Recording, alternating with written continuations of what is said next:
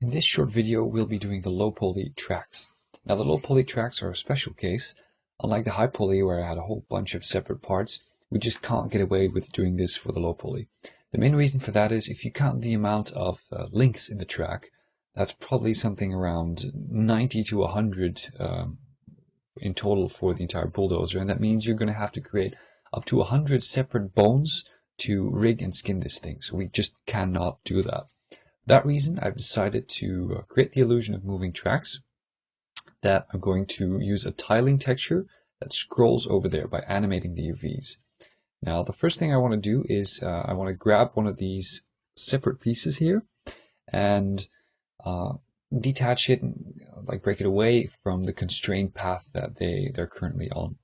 Now, for that, I need to go in and remove the the position constraint that I've put on here.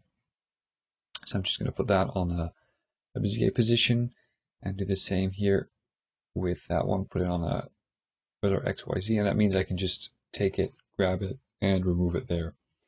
Now, what I want to do is, you can see that the previous spline was just a rectangular cross section. I want to actually draw a more specific cross section for this track length piece. So if I go in front view, you can see it's sort of like a T shape. I'm just going to draw that out as a spline using holding down Shift to draw these nice straight pieces and connecting these things up. Now you might wonder why I'm skipping that top part.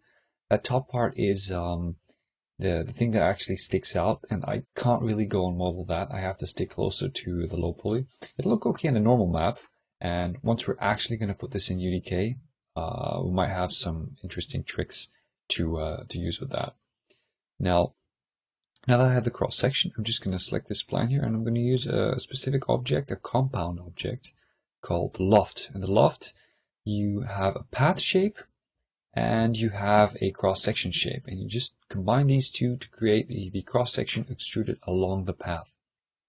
So I've picked it here, and as you can see, it's rotated incorrectly. So if you open up the loft and select the shape, you can just manually rotate that 90 degrees to get it to look correct. So this is already looking pretty much like I want my final thing to look. I just have to optimize the skin of the loft. The skin is the actual mesh. So it looks like it's rather detailed, so I'm going to have to reduce that a bit. Increase this a little bit. And that should be about okay. Some places are slightly too complex, so I'm going to go in and adjust these a little bit to avoid the fact that it tends to create like too many polygons in a certain spot.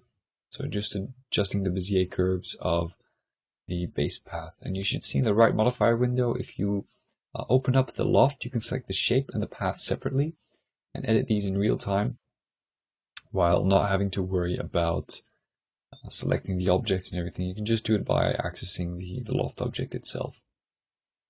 So just moving these out a bit. Same thing here. I'm going to get rid of that one and just try and get it to work with these two basic points. The whole idea behind it being, I want to make sure that the poly count is evenly spread on these things. Ideally, it would just be completely equal, but then again, you can't really get that with splines, so it's up to me to tweak this and change the points along this thing. Try and spread it as equal as possible. As you can see, the high poly track pieces are updating as well. So anyway, that's pretty much it for this piece. It's quite simple. As for the UVs, these will be automatically generated. So this thing really is a very easy and efficient thing to create. So I'm going to create an instance on the other side, and that should be pretty much it for the tracks.